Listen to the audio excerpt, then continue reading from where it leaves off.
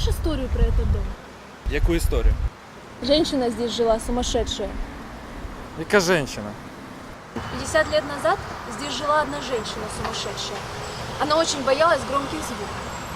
Местные дети знали это и постоянно прибегали к ней и стучали в дверь. Она не выдержала и покончила с собой. А после этого здесь никто не жил.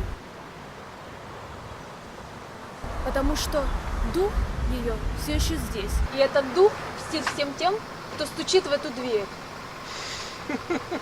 Не веришь? Ну пойди постучи.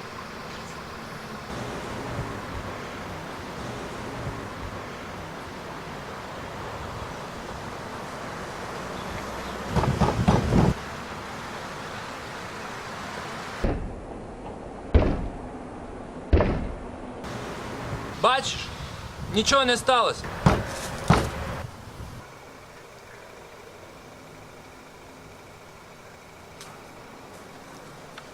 Ну что там?